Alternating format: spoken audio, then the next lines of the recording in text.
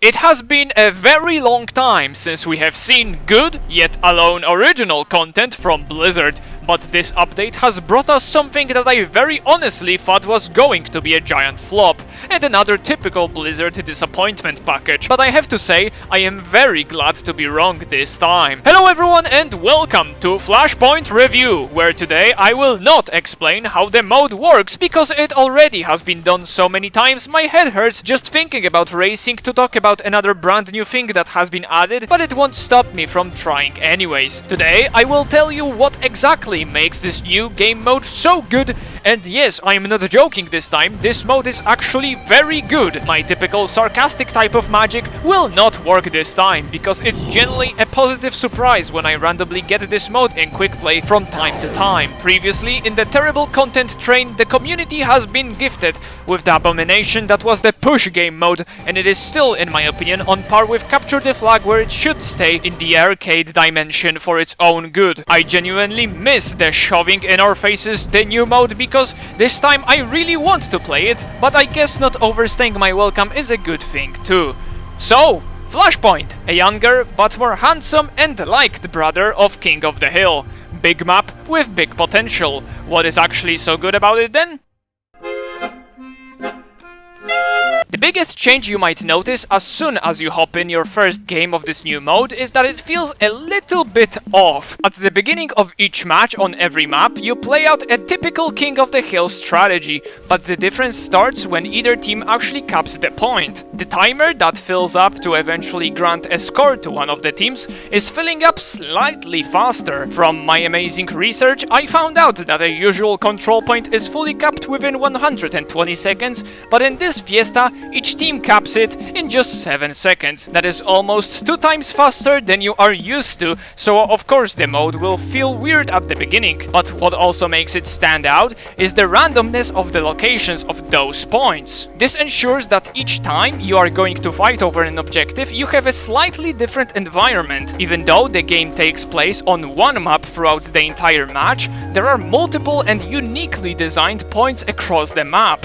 With each point getting capped at the speed of light, you will find yourself moving around the map more often than usual and using routes that you otherwise would never use if it was a different mode. In short, the speed of those matches, even if they might take longer due to multiple overtime occasions at each location, they don't feel that stretched compared to the normal CP. I very much enjoy this because it's also a great way to teach players how important grouping up really is. With a bigger map to traverse, having the numbers advantage is much more important than usual. You will get stomped repeatedly if you just keep on charging face first into the defending foes, and on the flip side, the 5v5 fights will always be more fun than the occasional 2v1 or 4v4s. If one of the teams will cap first and they did not kill everyone from the enemies, they have the choice to push forward to stall the enemy respawns even longer, but it costs them some risk, as if they will do just a singular mistake that might cost them the entire point.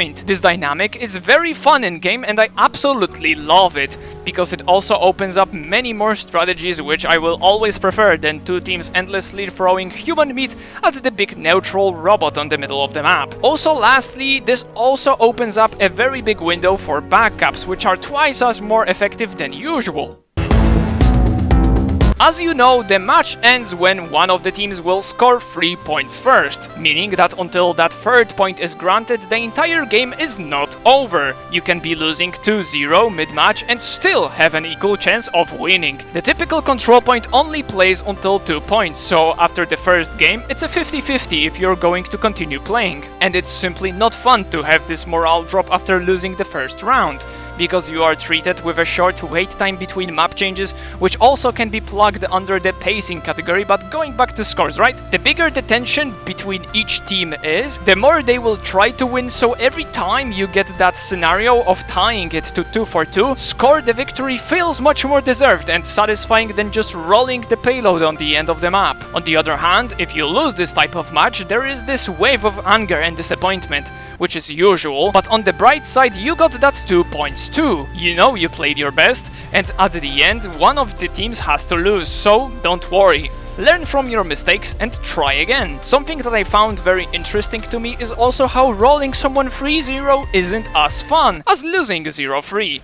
Let me explain. By having a very unbalanced teams due to the bigger map size, you need to wait longer for kills, but losing means you had more opportunities to engage in fights. So in my opinion, it's a big achievement on behalf of the mode designers to create a system where losing can be more fun than winning. Also getting comebacks, or at least that one honorable point, in a match that began in a 0-2 disadvantage feels great. These were the two main factors that in my opinion make this mode great. But this wouldn't be an accurate review if I didn't have anything bad to say about this mode either. So to be fair, here are also two factors that make this mode bad.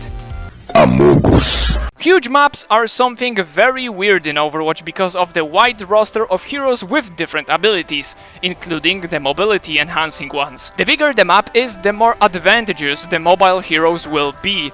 A roster like Lucio, Moira, Ryan, Soldier and Echo will engage in fights quicker and get to the defensive positions on the point faster, giving them time advantage and slight strategic advantage. It's a little bit boring to play heroes such as Ana or Roadhog, who will have to slowly roll up to the place where the fight takes place at, and getting quickly eliminated and set back to the other side of the map just to repeat that cycle multiple times isn't fun to those players. This means heroes like Symmetra or Lucio, who both give those otherwise immobile characters a helping hand, might be very crucial and impactful at the end of each match. In short, due to the map size, some heroes become significantly more stronger and more vital than others.